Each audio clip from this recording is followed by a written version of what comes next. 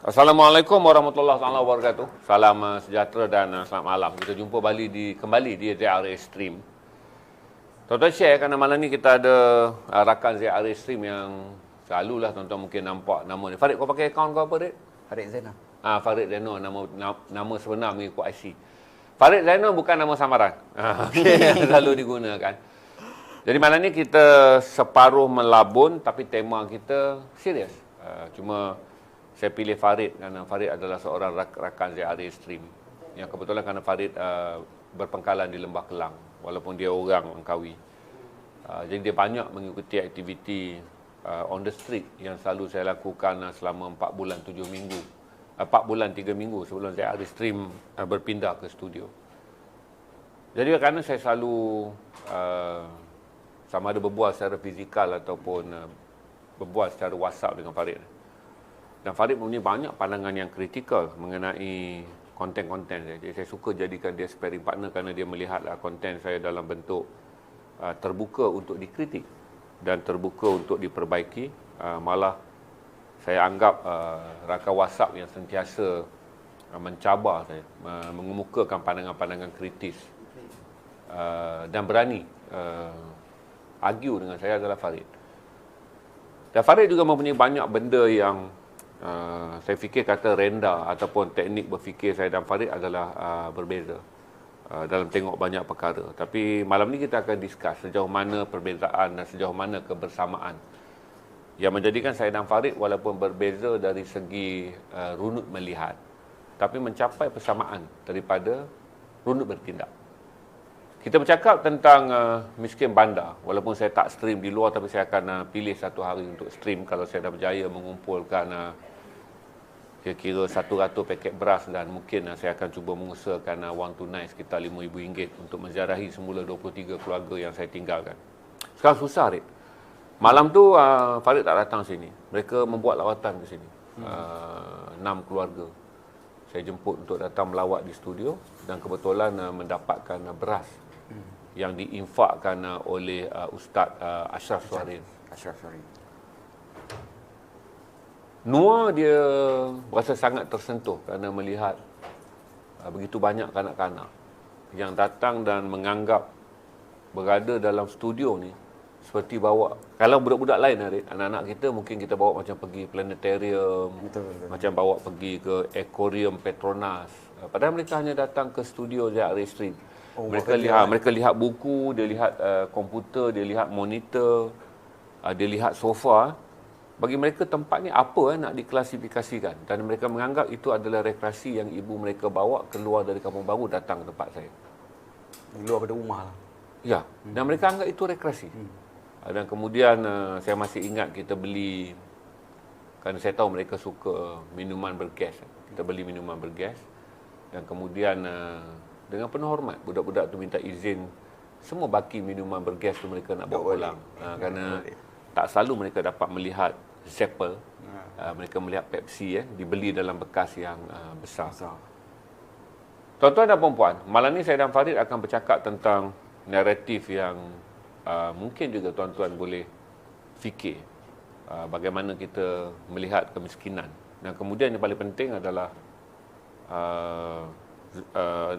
Farid menyertainya kerana dia terpengaruh dengan istilah tasawur jalanan, sejauh mana pandangan dia sangat objektif. Kerana Farid datang daripada latar belakang IT. Berarti calculation dia semua adalah logik. Bila campur satu-satu benda, mesti ada kesimpulan. Kalau ada masalah, mesti ada punca. Ada punca, mesti penyelesaian. Kita ada berapa ratus orang sekarang, Ilham? 284. Farid, aku nak tanya kau. Budak Langkawi yang datang ke Kuala Lumpur dengan latar belakang hampir-hampir menjadi pemuzik, tapi kemudian kau memilih menjadi orang dalam IT. Mempunyai pemikiran kognitif selaras, otak kiri dan otak kanan. Kerana satu yang unik tentang Farid, nanti bila dia berbual, tuan-tuan akan tahu. Dia mempunyai pemikiran yang unik dari segi brain dia. Itu kognitif otak kanan dan otak kirinya selaras. Menjadikan cara dia membuat justifikasi antara otak kreatif dan juga otak logik adalah selaras. First time, Farid, apa yang kau faham sebelum pergi ke Lorong Haji Taib? Bila orang bercakap dengan kau, Red, kau tahu tak orang miskin di Kuala Lumpur? Apa taksiran kau orang miskin di Kuala Lumpur? First, kita semua tahu kat situ ada ada orang miskin, ada orang ada pelacur. Kat lorong Haji Taib ni memang lorong gelap lah semua. Dan in fact saya sendiri pun pernah ditipu sebab saya nak faham macam mana orang yang main dadu tu. Dadu tu. Saya suka tengok dia punya stage man show tu. Jadi saya bukan untuk masuk untuk menang, saya tengok macam mana dia nak tipu aku. Kat situ kan. Jadi kat kawasan lorong tu saya pernah lalu tapi saya takut untuk lalu kesana seorang-seorang lah. Okay. Dekat lorong yang bandar. Ini 90s. Ini early 2000. Okay.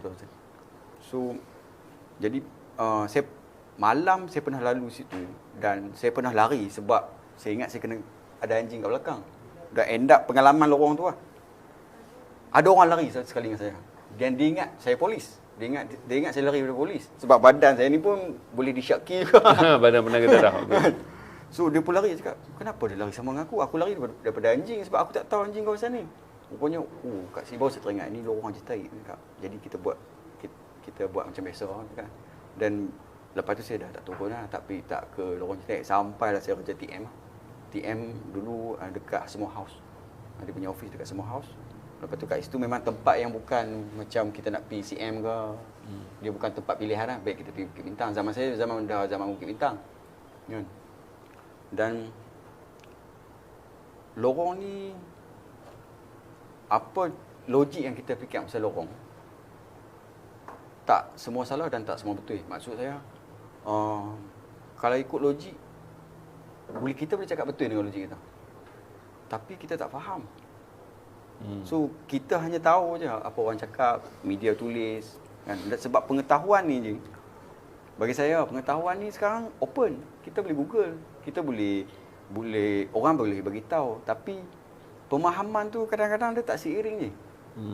Kita tahu dulu, tapi kita tak faham pun benda tu soal. Kita hanya tahu dan kita cakap macam kita ni betul-betul dah tahu. Dah confirm dah kita tahu benda tu kan. Saya cakap based on experience saya. So bila sampai situ berperang saya je masa ikut Haji tu.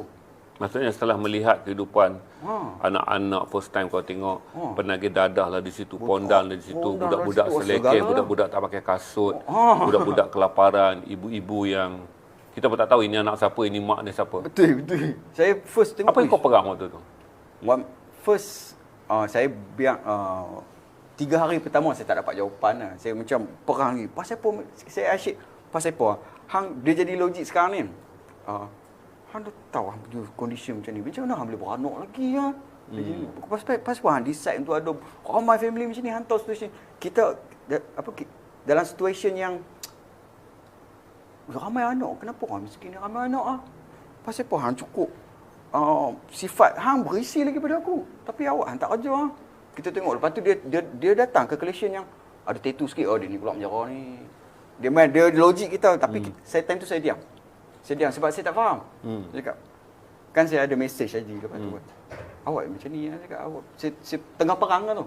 Tengah memfahamkan dia, saya pujuk bagi Allah, minta doa, bagi orang faham. Sebab bulan puasa je, kita pergi bulan puasa kan. Orang pergi masjid je. Betul. Betul. Kita pergi lorong. Faham. Kita pergi lorong. Apa yang kau rasa bila kau beritahu dekat aku? Bang, hati-hati. Pakcik ni gunakan isteri dia untuk mendapatkan tagih simpati. Yang tu saya lepas ingat. tu sampai saya beritahu dekat Farid pula, kalau kita siasat semua benda ni, tak satu sen pun kita akan sedekahkan pada orang. Sebab semua benda yang ada di situ mencurigakan. Kalau kita tengok budak, kita akan tanya, takkan mak dia tak boleh bagi dia makan? Betul. Bila mak dia pula minta kita makanan, kita akan tanya, takkan laki hang tak boleh hang cari makan? Kalau laki dia datang pula, kita kata, asal hang tak kerja? Macam mana? Itu macam mana yang pertama kau kata kat saya, bang, saya tak berapa sukalah dia orang ni gunakan isteri untuk mendapatkan simpati. Dengan besoknya, tak sampai beberapa hari kau dah bawa dah budak Yaman tu datang dengan food apa semua, bang, kalau kita ada banyak makanan ni. Sedangkan beberapa hari sebelum tu kau protes dengan mengatakan begitu banyak manipulasi berlaku di belakang mati, tapi 3 hari kemudian kau pergi kumpul semua kawan-kawan kau, bawa makanan yang paling sedap untuk diberi makan kepada orang di. Apa yang berlaku dalam 3 hari tu? Dia macam saya cakap tadi, pengetahuan yang sampai ni tak seiring dengan pemahaman kadang-kadang. Dan pemahaman ni kadang-kadang kita kena minta doa tau. Untuk Allah fahamkan kita. Minta Allah fahamkan. Kita dah tahu ni. Kita dah tahu ni. Dah macam confirm kita tahu dah ni. Kan? Tapi kita tak faham semua. Tujuan kita dulu. Baik tujuan. Kita pilih orang tu untuk apa? Kalau kita nak pelacur, kita dapat pelacur. Kalau kita nak pergi sedekah, kita pergi sedekah tu okey. Dah niat dah okey dah pergi sedekah. Tapi takkan nak berbalik berdosa. Hampir dengan niat yang untuk ke syurga lah kan. Untuk boleh jawab kat sana masuk syurga. Tapi takkan disebabkan niat hang tu, tak boleh. Kan? Aku busuknya hati aku. Time tu saya perang dengan diri saya ni. Saya impact kawan saya sendiri. Ini kawan tapi saya tak boleh mention nama. Dia cakap aku lagi sanggup bagi duit bagi orang lain buat. Aku tak sanggup handle duit tu, ambil amanah tu untuk aku sendiri buat. First masa orang ramai ada duit. Dia pesan kat saya, orang ramai ada duit Rik. Tapi tak ramai orang nak infakkan masa. Dan bila orang yang ada masa pula, orang yang macam kawan saya ni, dia infakkan masa dia tolong, dia pakai duit dia buat. Last sekali niat jadi busuk tau. Niat awal, tak boleh. Aku tengok dia main ambil pampers pakai kereta Rik. So aku tak boleh cakap.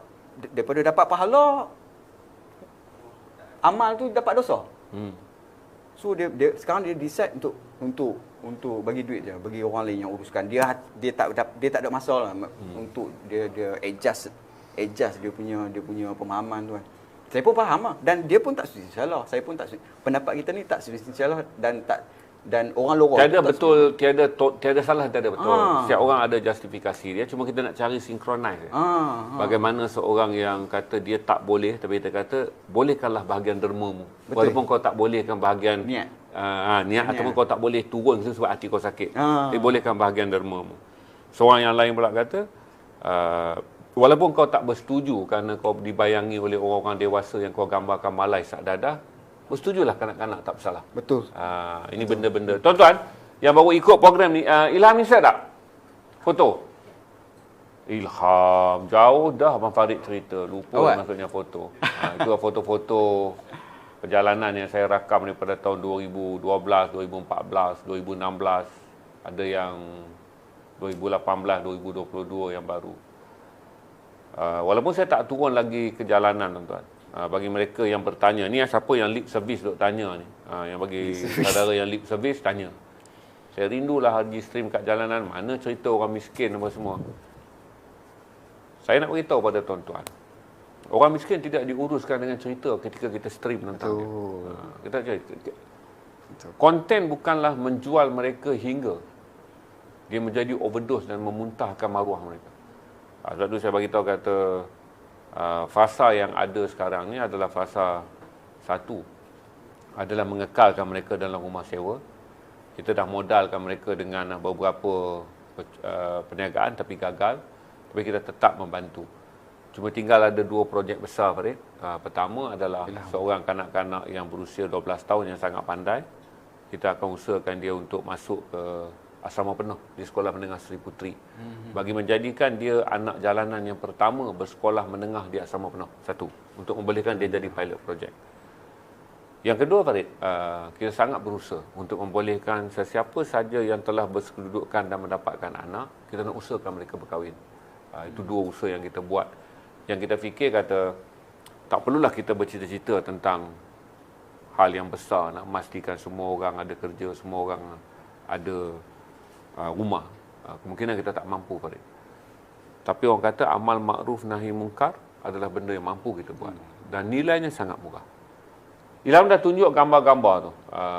Supaya malam ni saya boleh tanya dengan Farid. Saya, untuk pengetahuan tuan-tuan, Farid melihat semua aspek dalam bentuk technicality. Dan spesies macam Farid ni banyak. Orang yang melihat semua perkara dalam technicality. Orang yang macam saya pula, melihatnya dalam bentuk apa yang dipanggil sebagai algoritma real. Apa yang real di balik technicality. Rik, saya nak tanya lagi satu, Rik. Apa kau rasa? Dia ada beza. Waktu abang-abang lelaki yang kita syak penagih dadah, kita syak kemungkinan manipulator, dia datang. Dengan bila budak datang dan beritahu tanya, ada roti tak? abang boleh belanja air tak? Apa kau rasa dua beza dalam satu tempat yang sama? Tapi dia bila datang kanak-kanak dan bila datang orang dewasa, macam mana kau boleh manage kau punya technicality, punya point of view tu menjadi lebih humanity? Kalau dalam situasi yang malam tu dekat tempat tu, saya hanya nak bagi je, saya tak mau pick up. Sebab saya akan guna logik pick up tu. Saya tak banyak sangat guna logik. Ini pasal apa nak ambil? Kita akan tanya pasal apa nak ambil. Hang potong barisan tu. Hang potong queue orang tua kat belakang, dia akan pakai yang tu. Tapi kita tak boleh handle semua je. Kita dah kena serang. Malam tu kita dah kena serang lah. Waktu pembahagian tu kan memang memang akan habis. Lepas tu bila kita terlampau fikir, kita akan tengok depa ni akan macam depa letak makanan kat situ. So bila yang berada ni dia, tapi yang bagus saya tak rasa pun orang-orang dewasa yang besar datang direct yang approach saya tak malam tu tak. Banyak daripada budak-budak yang saya offer lah. Kan, tapi macam yang impact besar antara budak-budak dengan orang tua, budak-budak ramai lagi lah. Saya rasa majoriti malam tu ramai lagi. Jadi mungkin lah sebab tu saya tak approach. Kalau sekarang kalau orang macam minta tapi ni saya bagi je. Memang kalau nak main dengan logik niat kita yang hang ni isap dadah ni memang tak sudah je. Hampir 200 kanak-kanak kalau kita totalkan daripada 8 blok yang ada plus daripada kanak-kanak yang melimpah daripada flat Seri Selayang. Kita fikir kalau datang peak hours campur dengan anak-anak miskin daripada Kampung Baru, kita ada 200 kanak-kanak. Macam mana kau melihat? Katalah kau seorang yang diminta membentangkan satu idea lah. Macam kau lihat 200 orang budak-budak.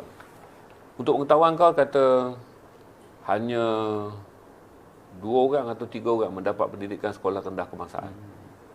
Mungkin 50 orang lagi bersekolah di sekolah bimbingan jalinan kasih. Sedangkan yang lain-lain dah cicir pendidikan. Budak-budak ni actually awal pemahaman tu sampai sebab budak-budak ni macam saya cakap tadi kan dekat 7-Eleven tu. Dia cakap ambillah semua. Ambillah apa nak ambil ni, macam kita open dah nak ambil. Kalau anak saya suruh cakap ambil lah apa saja, memang benda yang dia imaginekan semua dia akan ambil lah. Tapi budak-budak tu ambil Maggi je. So ini bukan fake tau. Dia bukan macam sebab kita sebut malam tu. Dia tunjuk kad kredit unlimited. Selagi anda kanak-kanak bawah 14 tahun, ambil lah apa anda nak. Dia ambil, saya ingat malam tu. So malam tu saya cakap, "Oi, ni." So itu antara pemahaman first yang ini bukan fake ni. Saya cakap, ini sebab budak ni tak boleh ramai-ramai dia tak boleh train je. Sebab kalau macam 7-Eleven tu dekat 20 orang juga budak malam tu saya ingat yang masuk daripada lebih kan. So 1,700 bil malam tu. Malam tu kan. 1,700. Walaupun mereka dia ambil Maggi je. Farid terkejut kerana budak-budak tu biasa makan Maggi bungkus. Jadi apa yang menjadi impian mereka adalah makan Maggi mangkuk. Jadi kata bila saya offer suruh ambil coklat bar, suruh ambil aiskrim yang mahal, benda tu tak pernah lintas dalam imaginasi mereka. Yang mereka tahu upgraded sebelum ni Maggi yang diberikan oleh orang kepada mereka bungkus yang 5 satu pack. Jadi semua malam tu try lah. Ramen, Maggi yang Maggi juga. Yang mereka tapi Maggi juga. Tapi tetap Maggi. Itu saja mereka tahu. So budak-budak ni saya nampak, ni takat tu je dia berfikir. Kalau bagi anak saya aiskrim Magnum lah, aiskrim pack lah, itu imaginasi yang level orang biasa ni lah, yang saya anggap macam anak saya ni kan. Tapi budak-budak tu upgrade dia ada Maggi dalam pack. Cakap lepas then kita dah nampak tahu muka-muka orang yang tewas lah. Dia ada yang kita tahu dia ada yang keluar penjara, ada yang suami masuk penjara dalam tu kan. So kita tengok dia pun dah macam level anak-anak dia ramai, dia pun dah macam bukan nak cakap give up, kita tak tahu situasi dia macam mana. Dia memang letih dah dengan hari dia tu. Pukul 11 malam main dekat taman permainan bagi budak-budak tu depan bank tu. Depan belakang tunjukkan gambar banyakkan gambar site sebelah supaya orang dapat bayang. Sebab saat ramai yang follow kita pada bulan Ramadan, kita aktif menjalankan misi jalanan. Untuk tuan-tuan melihat kanak-kanak yang masih lagi berada di jalan hingga pukul 3 pagi. Sedangkan esok hari sekolah, kalau sampai hari Minggu tu dia boleh pergi sampai pukul 5, 6 pagi. Kalau bulan Ramadan tu sampai habis sahur baru mereka balik. Kita ada berapa ratus orang sekarang? 484, terima kasih. Saya memang harap angka ni bila saya bercakap dalam tema kemanusiaan kerana Farid adalah subjek saya. untuk memahami bagaimana masyarakat menilai kelompok yang, sebab baru-baru ni tuan-tuan di kerusi lepak saya tu, hampir setiap malam saya akan menerima rakan yang datang untuk mendiskusikan, dan mereka tak berminat untuk cakap tentang bandar ni, mereka datang untuk dapatkan informasi tentang miskin bandar. Yang mana penjelasan saya kepada mereka, mereka tak buy in. Buy in tu maksudnya tak boleh nak digest lah. Saya tak boleh nak digest apa yang sebab dia guna logik. Logik. Jadi saya cakap dengan Farid. Jadi Farid kata malam ni dia nak kongsikan. Saya tanya dengan you Farid. Apa you rasa akan jadi? Katalah tak ada sebarang tindakan dibuat bagi yang umur 12, umur 15. Apa yang akan terjadi mereka 5 tahun lagi? Bagi yang bayar bela apa semua tu, bagi mereka akan 5 tahun lagi mereka akan mencapai usia 8 dan 9 tahun. Farid cerita dulu, nanti saya akan cerita dekat Farid pula satu lagi fenomena menarik yang baru dikenal pasti mengenai apa yang terjadi kepada remaja yang berusia 14 tahun ke atas. Tapi kalau untuk Farid lah, Farid bayangkan apa yang mereka akan jadi. Yang remaja tu yang akan menjadi gadis akil balik, menumbuk usia 14 dan 15 tahun, sudah mula boleh tak perlu lagi minta nasi daripada misi bantuan kerana ada boyfriend naik motor, dia orang boleh ikut mak motor apa semua. Apa yang you bayangkan? Dia dalam macam transgender yang Haji sembang tu, dia cakap apa? Dia dalam kitaran tu tak habis. Dan kitaran tu makin membesar. Kitaran vicious cycle. Kitaran bahaya. Dan ramai orang yang macam saya cakap saya. Ramai orang macam saya, alah ini bukan aku pun. Aku tak ada kaitan. Kau yakin tu Tak. Farid yakin bahawa ramai orang yang saya rasa ni janji bukan tak ada kena-mena dengan aku. Dia tapi agama kita tak ajak macam tu je. Itulah ujian untuk kita. Itulah ujian untuk kita. Dan kalau dia biar masalah tu bukan masalah kita, bukan masalah aku, kan? Kita tengok masih kekalkan dengan logik tu untuk proses nak faham. Pemahaman tu sampai. Kita masih lagi proses pakai logik. Orang yang turun kat sana pun dia keluar dengan pemahaman tak logik dia.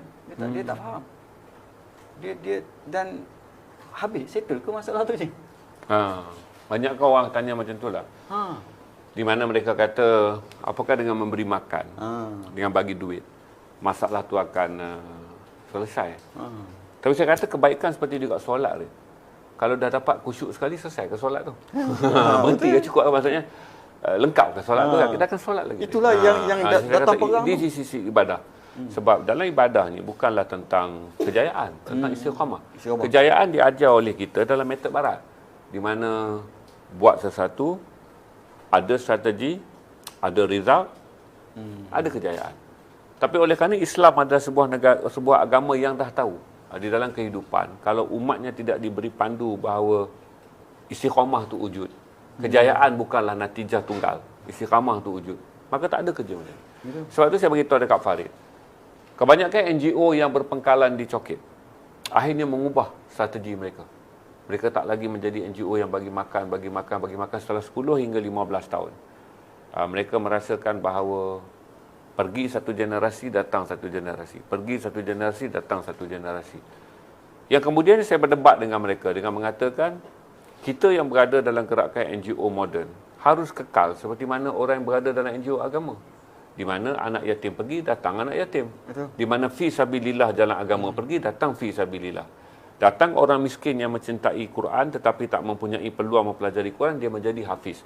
Datang anak-anak bermasalah yang ibu bapaknya tak sampai hati nak memenjarakan anak dia, hantar ke hari geni, maka dicuba anaknya untuk menjadi sebahagian daripada orang agama.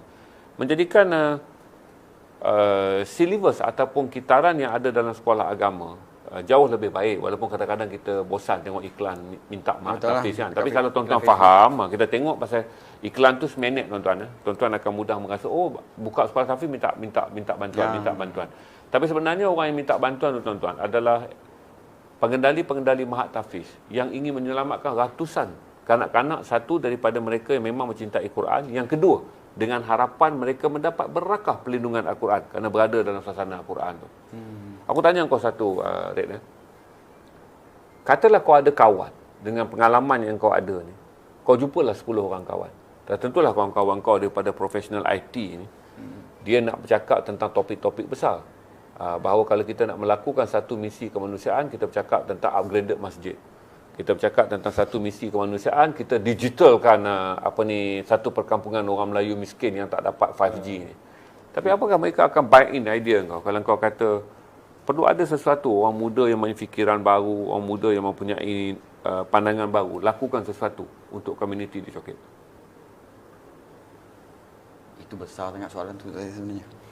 Yalah, tapi kalau kau cakap pada kawan, kalau dalam circle saya mungkin dia pergi sampai level bagi sumbangan dan macam maksudnya meraih dana okey. Meraih dana. Maksudnya kalau kau boleh convince dia orang bantulah. Kau jangan biar ni budak-budak. Saya lebih kepada tarik dia orang untuk saya dah faham ada benda yang sikit lah saya faham pasal sebelum ni saya tahu, lepas tu saya dah faham sikit pengalaman tu kan, macam mana saya nak bagi dia orang faham. Kan? Saya cakap ada yang kawan saya yang Yaman tu, Farhan tu, saya cakap kat sini buang dulu, saya cakap masa dia itu salah seorang orang yang saya ni Hosni influencer perfume tu, Hosni Mubarak. Saya cakap kau tengok ni, kalau kau nak sumbang kau bagi tahu aku, saya cakap. Sebab saya tak naklah pahala tu seorang-seorang. Bulan puasa kan, kalau dia ada, dia nak bagi tak apa, tak bagi tak apa. Saya cuma bagi tahu je lah. Bila dah 2-3 orang kawan macam tu untuk saya convince, memang boleh lah. Tapi idea tu saya tak sampai ke pikiran sampai idea tu untuk ubah satu komuniti lah. Komuniti macam Choket tu kan, ni tambah Covid pula makin ramai saya rasa.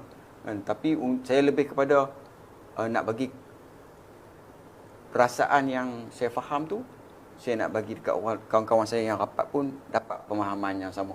Dan jangan skeptikal. Logik mungkin betul, tapi kat sini buang sat logik tu. Gunakan apa? Ihsan. Gunakan ihsan dulu kan. Niat hang apa?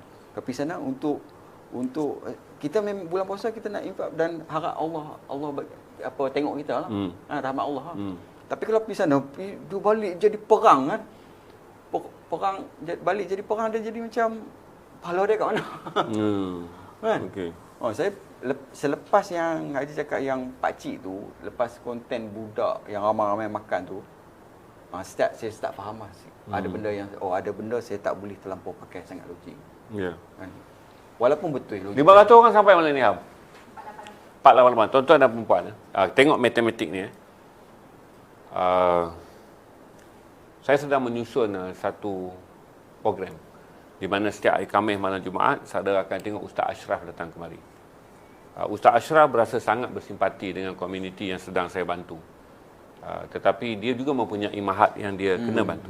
Saudara tahu tak kontra setiap kali Ustaz Ashraf muncul di sini, kemudian saudara infak dan saudara beli barang daripada produk Ashrafi tu. Okey?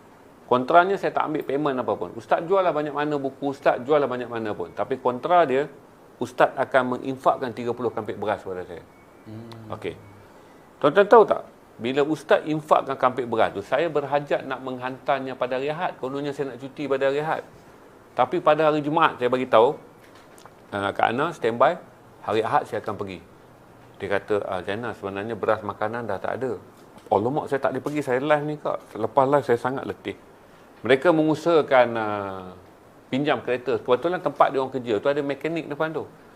Bayang kalau struggle tak ada beras dia akan duduk Kampung Baru kan. Saya dah, ini yang 6 keluarga yang saya pindah ke Kampung Baru. Mereka pergi kepada mekanik tu kerana mereka selalu bertegur. Jadi mekanik Cina tu dah kenal. Mekanik tu pinjamkan kereta untuk membolehkan mereka datang dan ambil beras. Berarti menangguhkan penghantaran beras tu bagi kita normal lah, 30 kampik kali 10 kilo. Tapi mereka dah tawarkan. Itu dia orang datang malam tu dan dia orang minta kebenaran. Bang, boleh tak kalau kami datang, kami ada satu lagi kereta, abang bagi duit minyak, lepas tu kami nak ambil beras sebab keadaan beras sangat kritikal. Berarti kalau saudara tengok Ustaz Ashraf datang, dia adalah bukan package saya tak mau stream outdoor. Saya nak cari stream yang efisien. Efisien di mana saudara menyokong projek infak. Kemudian Ustaz pula menghargai kerana saya mendedahkan projek dia untuk sekolah agama daripada tuan-tuan. Dia infak pula beras. 300 kg per minggu Ush. kepada saya. Untuk saya. Sebab apa tuan-tuan? Ini adalah analisis saya. Bahawa angka mereka yang akan memerlukan bantuan tinggi. Makin tambah. Saya jamin untuk tahun-tahun hujung tahun, tahun-tahun awal tahun depan. Sebab tu saya sangat memerlukan tuan-tuan 500 orang yang ada. Menyebarkan satu faham baru. Ketika kita tak usah lagi lah view video saya tuan-tuan, orang suka kalau saya cakap tentang ekonomi, bursa, saham, mata wang apa semua. Tapi itu pengetahuan yang Farid sebut tadi. Tapi apakah daripada tindakan pengetahuan tu kita hanya akan berusaha untuk menyelamatkan diri kita, kerjaya kita, bisnes kita kan. Syurga tu kita seorang je lah. Tapi di bawah tu akan makin teruk. Sebab saya bagi tahu pada saudara. Kata kadar kelaparan di kalangan orang miskin bandar. Yang saya tengok ni, saya nak tahu tuan-tuan tengok di tempat tuan-tuan. Malam ni saudara dah dengar, aware bahawa kadar kelaparan yang sama meningkat pada miskin bandar tempat tuan-tuan. Kalau tuan-tuan tinggal di kawasan bandar seperti Johor Bahru, di Ipoh, di kampung yang orang miskin yang tengah susah sekarang ni, kadar yang sama berlaku. Dia bukanlah denyut murba di coket saja. Itu adalah impression, content yang saya ambil. Tapi nationwide, di seluruh negara, benda ni ada. Gelandangan masih ada di Negeri Sembilan. Gelandangan masih ada di Johor. Saya cuma tak pasti gelandangan ada di Kedah atau tidak. Di Penang saya nampak gelandangan masih ada, terutama mereka yang diam di beca-beca, tinggal dalam beca dan tempat-tempat di tepi jalan. Apa yang menjadi kebimbangan saya adalah semakin banyak maklumat yang kita beri untuk menimbulkan kesedaran tentang ekonomi ni, Rik, orang akhirnya memagar diri dia sendiri. Berarti diprotek. Ni dah susah dah ni.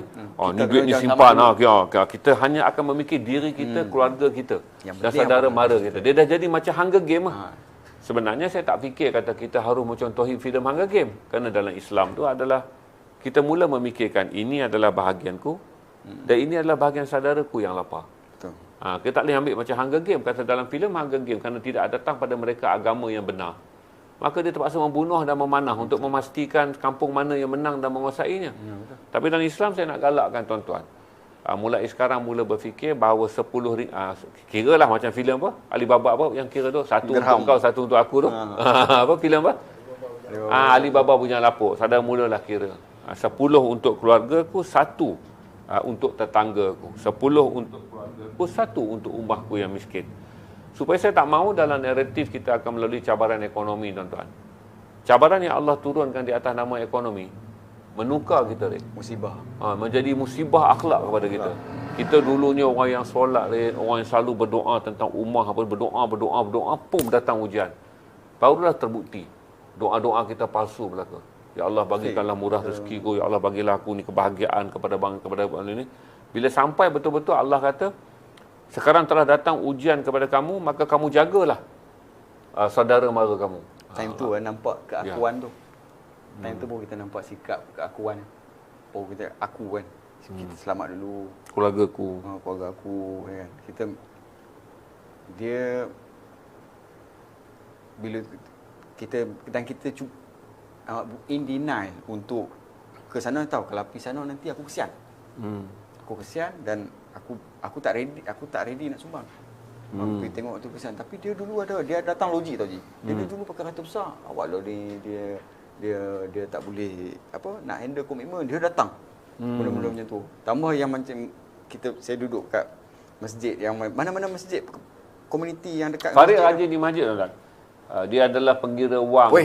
Tabung solat Jumaat di masjid dia. Jadi setiap kali kalau lepas solat Jumaat tu, kalau saya nak ajak dia apa-apa cepat tak boleh. Sebab dia kata dia kena stay sejam lebih untuk mengira. Itu pun culah memang culah. Kadang-kadang melarikan diri kan. Duduk solat jauh, melarikan diri. Sebab bila kita dengar AJK akan cakap macam mana pergerakan orang kampung, bila orang kampung minta bantuan, kita nampak ada situasi. Tapi saya tak boleh judge sebab kita tak duduk dalam AJK masjid punya situation. Semua orang benar. Semua orang mempunyai fikiran yang benar. Jadi kita tengok situasi tu. Bila orang kampung tu main dengan yang ni dia kena ikut sebab tu ada SOP lah. Dalam orang kampung dia ada SOP dan dia ini tak semestinya dia tipu. Tapi dia ni pun tak semestinya dia salah. Betul. Tapi bila daripada satu musibah tu main dan masalah tu makin besar, orang lapar makin ramai. Macam mana aja? Betul. Saya aturkan 2 projek. Saya tak sukalah umumkan dalam tempat macam Ria, tuan-tuan. Lusa saya akan ke mahkamah untuk mendapatkan hak kekal bagi seorang remaja jalanan yang saya ambil. Saya dah dapat hak lah. Dan kemudian dia akan menjadi pioneer saya untuk saya pastikan daripada anak jalanan, saya akan sekolahkan dia secara private tuition, dan saya akan berharap dia akan lulus dengan sekurang-kurangnya mendapat 4B dan 2C, bagi membolehkan dia remaja pertama dari jalanan yang saya ambil di Coket dapat menyambung diploma dalam bidang yang dia minat, kulineri. Satu. Berarti insya-Allah saya ingat perintah mahkamah untuk menyerahkan hak jagaan kepada saya lusa agak lengkaplah. Tadi saya dah buat representatif petang tadi. Dan saya nak selepas dia berjaya, tuan-tuan. Selepas dia berjaya, saya tak nak sekarang dia tak bersedia. Selepas dia berjaya, saya nak jadikan dia speaker kepada masyarakat awam dengan mengatakan bagaimana dalam satu projek dengan kerja yang sangat mudah, di mana seorang datang, bawa dia, bagi dia perlindungan sikit dan kemudian beri dia semula sambung belajar, dan kemudian dengan sambung belajar tu dia lulus periksa dan dia boleh memulakan hidup baru. Dan projek yang kedua, tuan-tuan, yang ibunya menangis adalah kerana untuk tahun depan saya bagi tahu kata dalam apa jua pun saya akan menggunakan segalalah pada hubungan saya diplomatik saya selama ni saya bina dengan kaitan dengan kerajaan selama 30 tahun saya menulis kan tentang wartawan ni untuk memastikan dia menjadi anak jalanan yang pertama yang bersekolah rendah secara tak sempurna diterima masuk di sebuah sekolah asrama penuh. Supaya dapat coverage. Sebab saya nak produk ni supaya orang kita ni dia nak produk. Dia nak result. Dia nak result. Jadi sekurang-kurangnya saya fikir kalau tahun 2025 saya boleh memberitahu gambar bahawa gadis ini melangkah masuk untuk memulakan hari pertama diplomanya dengan menayangkan gambarnya pada tahun 2022 dia adalah orang yang berdiri di jalanan minta makanan. Katalah saya dapat satu gambar menunjukkan bagaimana seorang kanak-kanak yang sebelum ni belajar dekat sekolah yang saya kata tepi jalan tu yang feeding the needy datang bagi sekedar kelas tu. Tiba-tiba dia dah berada di asrama dan selepas periksa penggal tu dia dah dapat result yang lebih bagus. Berarti dia berjaya menyertai sekolah yang kompetitif berasrama dan ada result yang bagus. Jadi apa yang Haji buat ni adalah keluarkan ni perempuan tu dan saya tengok perempuan tu. Kalau dia tersasar sikit ni dia boleh jadi kelain tau kat lorong tu. Ya. Dia boleh jadi kelain tau dan mudah untuk jadi kelain. Ya. Kan? Dan apa yang Haji buat ni bukan pasal pendidikan sangat. Betul. Saya cakap memang kita fokus tapi itu ada keluarkan dia daripada kitaran bahaya dia tu. Budak-budak ni dan Haji tengok budak-budak tu bahasa dia macam mana. Sangat kesat. Saya cakap ini bahasa aku yang pakai. Tapi bodoh. Aku pun tak cakap benda ni dekat depan anak aku tau. Umur 6-7 tahun datang. Bodoh lah kau ni. Kita tengok dia cakap dengan dia macam level saya cakap yang kita pun tutup juga mulut. Kita tengok orang nak cakap bodoh tu kan. Yalah bangang bodoh. Babi lah kau ni. Celaka betul lah. Bapak kau tak guna lah. Awak kau bongok lah. Malam tu saya cakap saya diam lah. Farid terkejut kerana Farid mengajar anaknya menggunakan bahasa baku di rumah. Sebab Farid kecewa dengan melihat orang menggunakan bahasa selanga dalam Facebook. Jadi oleh kerana Farid tak mahu anaknya menjadi low class bahasa Malaysia punya user dalam Facebook, dia latih dia anak daripada kecil menggunakan bahasa Malaysia yang lengkap, sempurna, imbuhannya semua. Kerana dia tak mahu anaknya kehilangan kualiti bahasa Melayu apabila melihat perkembangan bahasa Melayu di media sosial. Tapi bila dia pergi ke jalanan, tuan-tuan, tentu dia terkejut tengok budak-budak tu bergaduh, berebut makanan, berebut roti kan. Bodoh lah kau ni, apa tahu kau bangang lah, babi lah kau. Tapi saya bagi tahu pada Farid. Saya bagi tahu kepada Farid. Kata, apa yang mereka tuturkan adalah kolokvial yang ada dalam sekarang. Itulah bahasa terpilih yang mereka dah ada. Sebab dia tak ada momen, Red. Orang hidup, duduk dalam bilik terkurung, malang keluar berebut makanan. Bila dia nak dengar perkataan wahai sahabatku, kan, wahai saudaraku, bolehkah aku dapat sedikit roti? Kalau kau ada roti lebih, aku lapar. Bolehkah kau berikan aku sebahagian rotimu? Tak ada lah, Red. Jadi logik dia bukanlah fata morgana. Yang kedua, tuan-tuan, saya bagi tahu pada tuan-tuan maklumat penting yang saya dah berkongsi dan saya harap artikel ni mendapat perhatian apabila Dewan Masyarakat dimula dipasarkan pada bulan Oktober kerana Dewan Masyarakat masih lagi dijual lah. Dewan Sastra yang tuan-tuan baca cerpen saya bulan ini tu free. Tuan-tuan baca kerana saya telah meminta Dewan Masyarakat mengupas isu ni secara detail. Di mana episod yang penting adalah bulan Oktober. Di mana pada bulan Oktober saya akan ceritakan pada saudara beribu klip video lucah potongan pendek. Maksudnya macam ni saya beritahu saudara agensi perjudian di Malaysia tak boleh lagi oleh kerana SKMM dan juga telco telah mengetatkan syarat untuk meminta semua SMS ataupun app yang datang ke dalam telefon untuk memancing saudara terlibat dengan judi. Maka apa yang dilakukan oleh industri perjudian di Malaysia adalah membeli klip-klip video seks murah daripada remaja yang melakukan hubungan seks terlarang. Berarti dia orang rakam sendiri, tak nampak muka ke apa ke rate. Harga saya telah interview orang ni dan juga dia masyarakat telah interview bagaimana industri ini berkembang. Mereka menjualnya dengan harga RM150 ke RM200. Easy money. Easy money. Jadi yang 100 dia tak tahu dah. Video tu dia transfer, dia dah serahkan muka dia tak ada, dia dah crop muka dia, dia nampak body dia je main, dia serah dan dia jual. Dengan wang tu lah tuan-tuan, mereka struggle untuk mengekalkan kebersamaan. Macam ni Red. Seorang datang daripada PPR, seorang datang daripada Coket, seorang datanglah semua keluarga bermasalah yang mempunyai rumah yang tak kondisif. Mereka akan berjumpa di Sungai Wang Plaza. Bila mereka berjumpa di Sungai Wang Plaza, Farid, mereka memerlukan duit kos bilik RM80 paling murah, pasal hotel yang catok-catok tempat penagih dadah tu. Dan RM120 dah cukup untuk makan dan ambil ais. Kalaulah mereka mempunyai 4 pasangan, Red, mereka boleh mendapat video tu dengan harga RM600 ke RM800 sekali mereka rakam. Sebab dia orang jual satu-satu. Tuan-tuan tahu bagaimana industri ni membeli video lucah. Oleh kerana industri perjudian di Malaysia tak boleh lagi memintas masuk ke dalam laman porno yang dikuasai oleh pengeluar-pengeluar besar. Tak boleh masuk sebab mereka tak mampu nak bayar iklan judi yang mereka paparkan tu. Dan itu link domestik. Dia tak guna pun masuk ke blog web-web porno yang besar kerana dia akan charge mahal. Maka mereka membina porno-porno domestik yang yang jangkaan pendek, dia tak nak panjang. Videonya 2 minit. Sebab lepas 1-2 minit je Red, kau nak move ke yang lain, kau akan dapat advertising. Dan semua advertising itu adalah advertising judi tempatan. Nah, inilah skala baru yang saya takut tuan-tuan, kerana saya tak mau cakap tentang resis. Kalau tuan-tuan menggunakan pencari data yang terror, orang macam Farid, dia terror cari data, dia pun dapat banyak data Instagram daripada saya. Dan data Telegram, bukan Instagram, data Telegram dan juga apa yang dipanggil sebagai dark dan deep web. Itulah banyak yang menjadi pendapatan kepada remaja kita yang sekarang ini kita lihat berada di jalan-jalan. Kerana mereka boleh mendapatkan wang mudah dengan menjual video persetubuhan mereka pada kadar 2 minit kepada ejen perjudian yang ada dan juga pada mereka yang bergerak di sekitar Bukit Bintang. Ini menjadikan saya berasa sangat sedih dan saya berasa datang satu lagi masalah baru. Sebab tu saya kata tadi, Red, kan, kita boleh cakap je tentang masalah. Tapi kita tak akan boleh cakap tentang siapa yang akan menyelesaikan masalah. Sebab tu bila saya stream, saya sangat memerlukan tuan-tuan. Malam ni kita ada berapa orang, Ilham?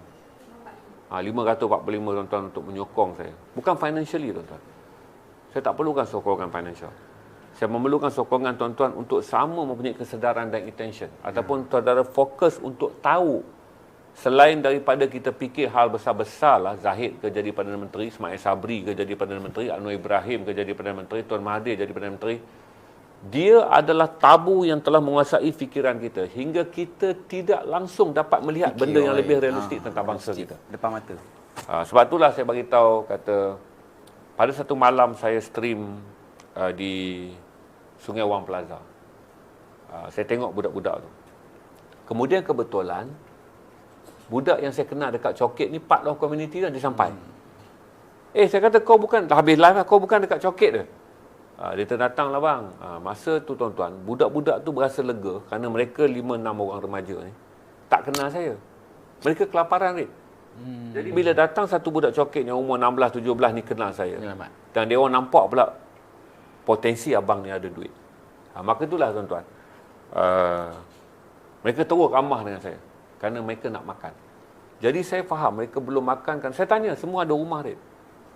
Kecuali budak Coket tu yang tinggal di Coket, yang 5-6 orang ni ada rumah. Tapi mereka tak balik rumah kerana satu, mereka datang daripada keluarga bermasalah. Rumah mereka tak kondisif. Hinggalah saya dah jadi rapat, mereka bercerita pada saya. Kata sebahagian daripada mereka ataupun sebahagian daripada kawan-kawan mereka underworld ni. Ya, mencari rezeki dengan rezeki apa? Rezeki halal. Sebab Telegram ni dia based on search location tu kan. Bila contact tu dia search location, dia orang pinpoint location dekat yang ni, Red, dia rakam sendiri. Kemudian dia jual kepada bapa ayam. Bapa ayam yang membeli video tu. Dan bapa ayam tu adalah yang menjadi operator kepada judi domestik. Dia memang appearkan public profile tu supaya Telegram tu jumpa profil dia. Oh, okey. So dia public. Berapa orang yang dah tahu tentang benda ni? Tolong jawab dekat Ilham. Saya confess benda ni dalam majalah sebab saya ni analisis, saya dah jumpa detail ya. Dan saya dah confess kepada majalah Dewan Masyarakat. Bulan 10 ni tuan-tuan support beli Dewan Masyarakat, Dewan Bahasa. Bulan 11 tuan-tuan support, bulan 12. 3 bulan konten ni saya kerjakan dengan mereka untuk membawanya ke high profile. Kerana Dewan Masyarakat adalah sebuah majalah yang dibaca oleh peringkat pembuat dasar. Jadi saya kata kepada wartawan dia, masa keluar je benda ni, hantarlah kepada Menterian, joloklah satu set masuk ke dalam bilik Prime Minister, hantarlah kepada KJKM. Kerana apa yang saya lihat sekarang juga adalah sesuatu yang juga membuntukan polis. Kerana polis juga terlibat dengan kes-kes lain. Dia ni adalah kes baru. Ini digital.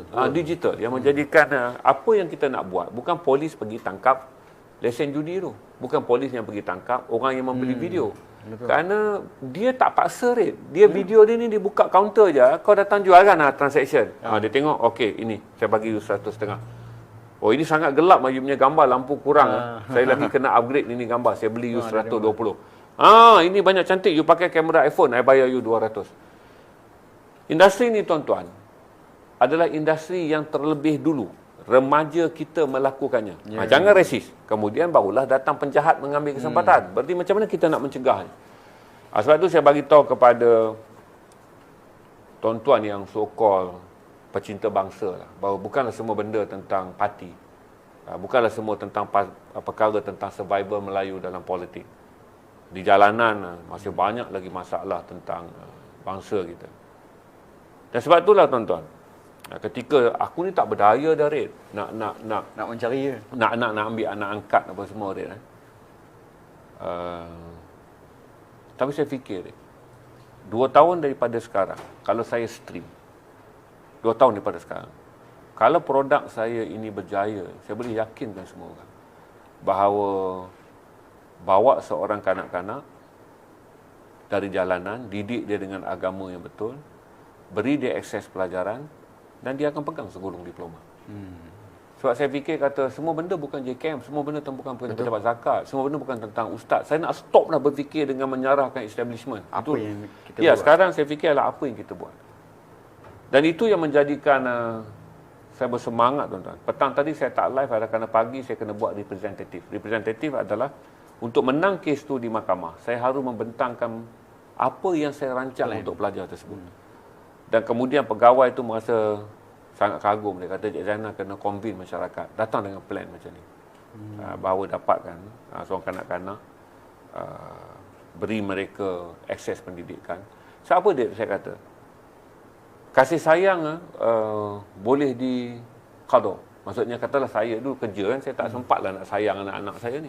Tapi hari ini saya boleh menyayangi mereka. Tapi pendidikan tak boleh. Bila budak tu dah terlepas dari 17, 18, dia dah terlepas pendidikan, agak lewat. Jadi yang saya akan bawa ke sektor pendidikannya adalah seorang gadis remaja berusia 16 tahun. Alhamdulillah, saya letakkan dia di bawah didikan satu keluarga yang mempunyai kepakaran dalam kaunseling. Sebelum mereka serahkan balik pada saya, dah solat dah. Walaupun dia masih lagi berasa kekok untuk pakai tudung, tapi dalam 2-3 acara dia dah pakai tudung. Tapi saya rasa gembira kerana dia dah bersolat. Alhamdulillah. Lorong je. Itu untuk orang yang ada decide nak try pergi lorong. Kalau sembang bahasa lorong, saya budak jalanan. Yang belajar pun daripada jalan, yang nak ambil tahu pun daripada jalan. Jadi kalau nak ke sana, nak turun ke sana tu, kena ada guide. Sebab niat awal tu tak terkeluar daripada dia punya landasan kan. Dan takut dapat dosa. Ya. Pi patut dah habis modal ni. Kan? Nak pi tolong tapi dapat dosa.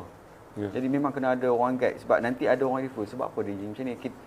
Orang macam saya dia salah faham akan menjadi tinggi. Keboleh salah fahaman sangat tinggi. Keboleh misleading, misjudge akan jadi tinggi. Akan tinggi. Dan cuma waktu soalan-soalan yang membabitkan pasal apa tu kan, ada setengah jawapan dia tak ada pasal. Dia tak cepat. Dia tak cepat, betul. Dia tak jawab on the spot. Allah tak bagi kita pemahaman tu on the spot. Kan? Tapi bila kita ada soalan-soalan yang kita what why ni semua ni kan. Bila kita dah tahu tapi kita tak faham kan. Kita minta Allah faham. Minta Allah faham. Sebab tu kejadian budak dalam 7-Eleven, kejadian kita ambil orang tidur dekat longkang yang kutip kotak tu kan. Tidur dekat hotel, dia panik. Oh, Abang Sofi. Dia panik. Dia sampai sekarang tak boleh faham macam mana. Abang Sofi adalah seorang yang mengalami autism. Tapi saya salah faham. Saya ingat dia seorang lelaki tua yang terbiar di jalanan kerana tidak komputer. Tidak komputer. Kan? Jadi saya fikir apalah yang akan membahagiakan Abang Sofi. Oh, dia tidur tepi jalan lama, sewakanlah dia hotel. Rupanya Abang Sofi terpaksa meraung pergi minta tolong orang kerana dia takut tidur di hotel kerana dia tak pernah melihat kain langsir warna putih, tilam yang begitu cantik, bilik air pun dia tak tahu nak buka suis kerana bertahun-tahun dia tidur di celah tebing Masjid India. Dan besok bila kita pergi, orang yang menjadi kawan kepada dia, NGO yang menjadi kawan kepada dia, Zainal, you tahu what happened last night? Dia datang dan minta teman kerana dia bukan penakut tuan-tuan, dia tidur tu lagi teruk, tikus berlari apa semua. Tapi bila naik atas hotel 3 star tu tuan-tuan, dia takut pada cadar putih, pada langsir tingkap yang mengerbang, dan dia takut kerana tak ada satu suis pun dalam bilik air yang dia reti nyalakan. Dan dia sangat takut kerana dia tak tahu nak memadamkan lampu. Kerana bertahun-tahun, puluh tahun lah Abang Sofi hidup di situ. Dia tak pernah dapat benda tu. Allah. Jadi bila Farid dengar, bukan Farid ada di depan waktu kes tu berlaku. Di mana NGO tu bagi tahu, you know what happened, dia datang rumah. Tapi NGO tu nak hormati dia. NGO tu kata, NGO tu tak boleh tidur di situ. Dia kata tidurlah, ni orang bagi di cara buka air, buka apa. Tepat je pukul 12 kerana dia adalah seorang yang kita sebut kata macam ada autism sekarang. Dia tepat je tengok jam pukul 12, dia turun angkat beg dia keluar. Dia rasa lega kerana dia dah dapat keluar daripada bilik hotel yang saya sewa. Dengan dia tidur di lantai, bantal apa semua dia tak ambil. Tengok. Itu contoh logik tu je. Jadi dia pegang bantal dia. Dia tengok je pukul 12, dia terus keluar. Dia pergi jumpa dengan NGO ni. NGO ni dia selalu mengelewar dekat kawasan dekat kawasan Masjid India membantu orang miskin yang perlu makanan. Dia kata lega. Akhirnya dia dapat memenuhi. Dia hormat saya. Dia kata akhirnya lega. Dia kata orang yang semalam tolong aku tu suruh keluar pukul 12 kan pukul 12 aku dapat keluar. Itu cerita-cerita yang lorong lah. Contoh lorong. Yang karavan tu je. Ya. Dia tarik kita, sampah. Kalau saya turun, kalau first impression, kalau saya tengok yang karavan tu, ini family tak jaga. Kita akan cakap macam, kita akan terdetik lah, jauh cakap, tak ada anak ke, tak ada abang ke, tak ada adik ke. Padahal dia tengah gambar bagi Ham. Dia tengah memberontak dengan dia. Dia tengah ada banyak gambar Abang Fendi dan karavan. Itu Abang Sofi. Pusing balik Ham. Gerak dia slide. Yang slide tadi tu Abang Sofi. Anda boleh jumpa saja. Kalau anda jumpa dia di Masjid India, belanja, dia suka roti sardin dan dia suka teh tarik. Anda tak akan jumpa dia pada siang hari kerana dia akan aktif kutip kotak. Dia akan berada di restoran Abjen pada pukul setiap 10 malam. Dia tak bercakap, dia sangat pendiam. Tapi belanjalah. Dia sangat suka roti sardin. Kerana kata NGO tu kalau di hari yang dia ada duit, dia punya kotak banyak. Berarti dia akan makan roti sardin. Kalau hari biasa-biasa tu dia akan makan roti kosong. Dan dia suka teh tarik. Tapi dia minum teh tarik di kedai, bungkus Milo tarik balik rumah. Setiap orang yang ada dia ada komplain. Tapi dia seorang sangat baik tuan. Waktu dia nak bagi tahu dia nak balik kampung tu. Saya ada simpan duit raya. Saya ingat dia nak balik kampung. Rupanya waktu saya interview, dia tak pernah balik kampung pun. Cuma dia tak faham soalan saya. Dia kata nak balik lah. Jadi bila nak raya kami pergi jumpa dia balik. Dia kata dia tak balik raya. Jadi bila saya bagi tambang tu tuan-tuan, dia tak faham. Dia sangat susah berkomunikasi. Jadi besok dia bagi balik dekat NGO tu, suruh bagi tahu kat saya yang dia tak balik kampung. Jadi NGO tu kata tak apa, maksudnya belanja dalam duit ni untuk makan. Tapi dia kata dekat NGO tu disebut saya lah uban, padahal dia dengan saya sama tua je tu. Dia kata tu orang uban tu bagi suruh naik bas. Bukan suruh makan. Dia sebenarnya dia hanya boleh bercakap dengan Sheila je dalam fasih. Sheila. Dia dengan Sheila dia boleh cakap fasih, tapi dengan kita dia akan jadi sebab kita orang luar. Lepas tu saya share dengan saudara tentang saya bimbang apa tuan-tuan. Di tengah-tengah saya memberi terlampau banyak berita ekonomi kepada tuan-tuan. Ketakutan terhadap ekonomi menjadikan kita kita panggil apa? Self-protecting. Self-protective. Kita nak selamatkan diri kita dulu. Sebab kita akan fikir bahawa jurang telah datang, maka berdirilah di tepi jurang. Siapa yang jatuh dalam jurang, itu bukan rezeki dia. Ya, betul. Saya fikir itu yang saya takut di tengah-tengah saya banyak stream konten-konten yang memberi peringatan ekonomi. Walaupun saya tak boleh lari pada konten itu juga. Tapi saya nak teruskan konten dengan ini untuk mengingatkan juga bahawa telah datang satu waktu ujian. Kalau kita murah hati waktu kita banyak duit, itu perkara biasa. Tapi biasa. Mengekalkan murah hati ketika kita pun tak ada duit. Tak ada duit. Itu luar biasa. Itu payah tau nak buat. Ya. Tapi saya kata sedikit lah. Kalau kita biasa ada 1,000 bagi orang RM50, kita masih boleh mengekalkan rate. Ada RM10 bagi orang RM1. Asalkan kita istiqamah saja. Supaya apa rate? Benda yang kita tanam waktu Allah bagi kita kemurahan rezeki, tak hilang waktu kita mendapat kesempatan rezeki. Kalau tidak nanti sifat tu kata apa tahu? Oh, bila aku bagi kau lebih je baru kau ingat orang. Tu saya takut rugi. Kita dah melabur lama dengan sifat bersedekah ketika kita berada dia. Ini kita kurang sikit je, maka kita menganggap kad kos itu masuk sedekah. Jangan tuan-tuan, kad kos lah sport rim tuan-tuan. Kad kos lah cat tinted kereta tuan-tuan. Kad kos lah percutian tuan-tuan. Tapi jangan kad kos. Dia sedekah tuan-tuan. Benda-benda macam ni kita banyak yang buat kita serabut ni adalah benda yang kita belum dapat. Kita serabut dengan benda kita belum dapat. Kita kurang berserabut dengan kita belum bagi apa yang kita belum bagi. Maksudnya kita serabut dengan benda yang kita belum dapat. Kita sempat fikir kata dengan yang dah dapat ni apa yang telah aku bagi balik. Kita kurang serabut yang tu. Betul. Orang selalu sebut kata kalau kita nak lihat satu orang yang murah rezeki adalah orang yang mengagihkan rezeki. Satu orang yang bakhil adalah orang yang menyimpan rezeki. Dia dapat rezeki, dia simpan tu, dia bakhil. Tapi bagi satu orang yang dia orang kata murah rezeki, apabila dia mendapat rezeki, dia mengagihkan rezeki. Betul. Itu hamka pun besar macam tu. Harta kita bukannya harta yang ada kat kita. Harta kita adalah harta yang kita bagi pada orang. Hamka pun cakap besar macam tu. 500 orang hamalan ni. Alhamdulillah, saya walaupun Farid bercakap dalam low note kerana dia seorang yang hyper, dia kontrol hyper dia. Kerana kalau dia excited tuan-tuan, dia tak minum kopi untuk datang tadi bagi mengelakkan adrenalin hyper dia jogging meningkat. Petang tu jogging je. Jogging untuk mengurangkan tenaga sebab Farid agak unik. Dia boleh menjadi hyper kalau dia ada banyak tenaga dan dia boleh jadi hyper kalau dia ambil kopi. Jadi dia disiplin betul tu. Nak datang dia pergi jogging supaya dia letih betul dan dia boleh kekalkan monotonous ni. Kalau tidak, Farid yang ada dalam version Afterlife adalah yang selalu excited apa semua.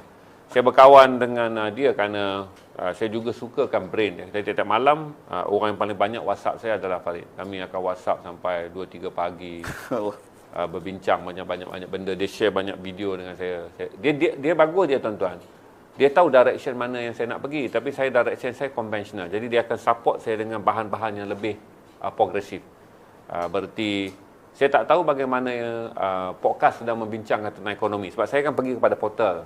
Saya baca mainstream punya maklumat ekonomi. Dia akan bagi pada saya, ini bang, di podcast non-mainstream ini yang dibincangkan. Bang, yang di luar daripada media yang dikuasai oleh pelabur-pelabur ekonomi, ini yang mereka bincangkan. Jadi saya dapat banyak bahan-bahan silang rujukan kerana dia fit pada saya. Jadi dia dah fahamkan keperluan. Dia tahu haji mana-mana akan cari bahan.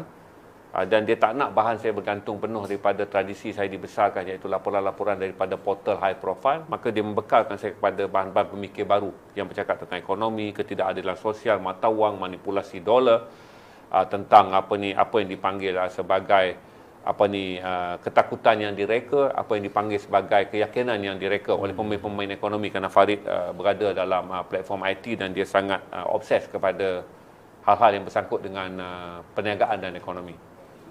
Terima kasih Farid. 1 jam di studio dengan penuh tak adalah ni kawal teruk ni. Dia kawal teruk ni. Checking kerana dia nak mengelakkan daripada tapi itu saya katakan dia adalah salah satu seorang yang bagus kerana living with dyslexia dan dia mempunyai apa yang kita panggil sebagai double speed.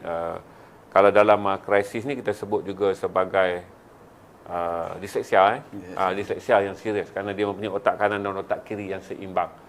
Tapi dia juga adalah seorang great fighter. Dia bekerja dan menganggap bahawa kombinasi otak dia yang bukan tak normal, yang unik tersebut tidak dijadikan dia alasan untuk mengatakan dia ada depression, dia ada konflik, dia ada apa.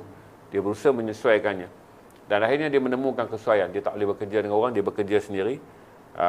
Dia tak bagus dari segi idea, tapi dia adalah seorang yang bagus dari segi execute. Jadi dia menemukan kerjaya yang agak cemerlang dalam bidang execution. Jadi menjadikan ramai player-player yang punya idea yang besar. Kemudian tak tahu bagaimana nak execute di media digital, menghubungi Farid. Jadi Farid kata, this is your idea, okay, aku execute kan. Kerana itulah kemahiran orang yang ada otak kanan, otak kiri. Berarti ini ideanya, ini adalah pelaksanaannya, dia cantum dan dia laksanakan. Dan akhirnya dia menemui kejayaan. Orang panggil digitalize kan. Digitalize kan. Dia menemui kejayaan sesuai dengan disleksia dia. Jadi malam ni tak ketara, tapi dia kata dia dah kawal banyak. Tapi kalau free flow, seronok berbuang dia tuan-tuan. Terlompat-lompat dia terjerit-jerit tuan-tuan. Dia boleh duduk daripada satu sofa ke satu sofa yang lain kalau dia excited dengan idea dia. Duduk bangun, buka kasut dan pasang kasut. Kalau ada idea yang baik tu, dia buka kasut. Pasal Farid, nak cakap lagi ni, apa kena-mengena nak cakap lagi dengan buka kasut? Lepas tu dia akan pakai kasut. Nak balik dah, tapi saya tanya satu soalan, dia excited, dia buka kasut lagi. Ini je. Sebab apa? Sebab dalam mood yang memang saya tak selesa. Saya nak tak selesa dalam pakaian yang saya tak selesa. Kalau dalam pakaian yang saya selesa, ini takut pakai ni. t-shirt, ini tak boleh. pakai t-shirt biasa je kan. Polo kan. Memang payah kan nak kontrol. Dia satu contoh. Saya satu contoh walaupun saya dengan dia berada dalam jurang yang berbeza. Tapi saya fikir kata kerana dia tak faham tapi tak buruk sangka. Dan saya pun tak faham dia tapi saya tak buruk sangka. Tapi kami berkomunikasi di bahagian baik sangka. Jadi dia baik sangka kerana dia nak tolong masyarakat coket tu, tapi dia tak faham kenapa mereka harus hidup dengan mentaliti begini.